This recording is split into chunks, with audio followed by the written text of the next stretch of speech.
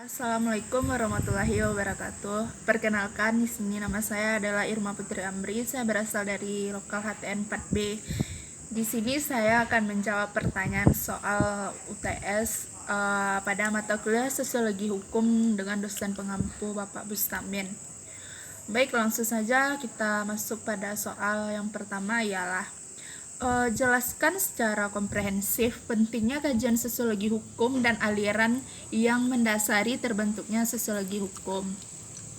Pentingnya mempelajari kajian sosiologi hukum ialah di sini kita bisa menganalisa sedikit. Yang dimaksud dengan kajian sosiologi hukum adalah suatu kajian yang objeknya fenomena hukum, tetapi menggunakan optik ilmu sosial dan teori sosiologis, sehingga sering disalah tafsirkan bukan hanya oleh kalangan non-hukum, melainkan juga dari kalangan hukum sendiri. Sosiologi hukum berbeda dengan pendekatan yang digunakan oleh ilmu hukum, seperti ilmu hukum pidana, ilmu hukum perdata, ilmu hukum acara, dan lain sebagainya. Objeknya adalah hukum, jadi walaupun objeknya sama, yaitu hukum, namun karena berbeda kacamata yang digunakan dalam memandang objeknya, maka berbeda pula lah penglihatan terhadap objek tersebut. Selanjutnya ialah aliran pada sosiologi hukum. Yang pertama ialah aliran formalistik atau teori positivisme hukum.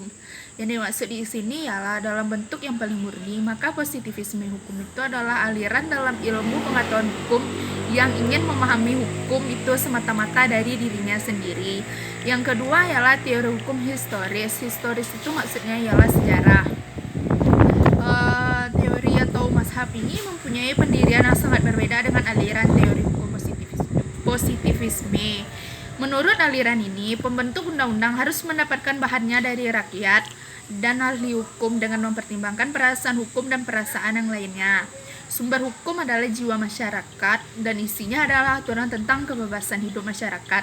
Selanjutnya ialah aliran utilitarianisme. Ajaran ini didasarkan pada hedonistik utilitarianisme yang menghendaki bahwa manusia bertindak untuk memperbanyak kebahagiaan dan mengurangi penderitaan.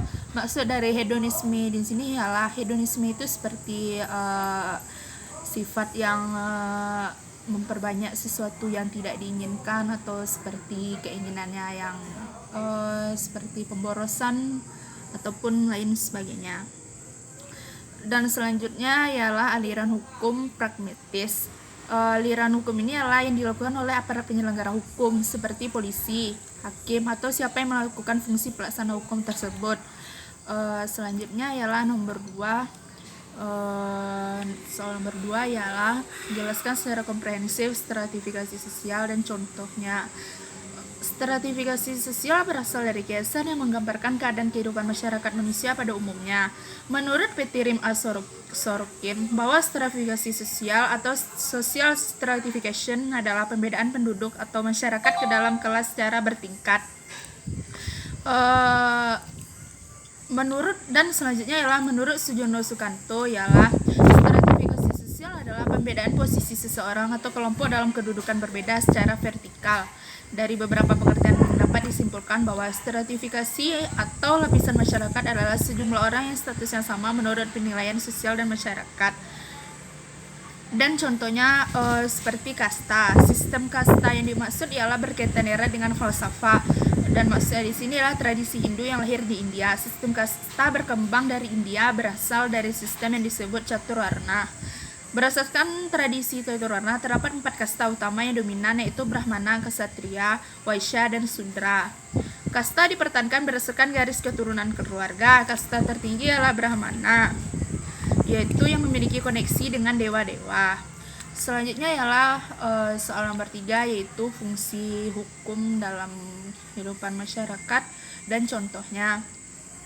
Nomor 1 ialah fungsi sebagai memfasilitasi, maksudnya tercapai suatu ketertiban. Fungsi represif maksudnya ialah penggunaan hukum sebagai alat elit penguasa untuk mencapai tujuannya. Yang ketiga ialah fungsi ideologis, yang maksud di sini adalah untuk menciptakan kebebasan, kemerdekaan, keadilan, dan lain-lain. Dan fungsi hukum dalam masyarakat yang lainnya ialah integrasi, bagaimana hukum itu terjalin secara semestinya, terrealisasi, saling berharap, mutual expectation and masyarakat. Kedua, fungsi petrifikasi, hukum melakukan seleksi dari pola perilaku manusia agar dapat mencapai tujuan sosial yang ingin dimaksud oleh masyarakat tersebut.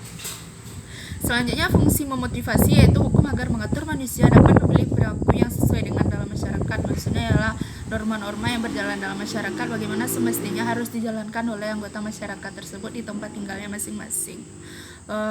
Selanjutnya ialah contohnya seperti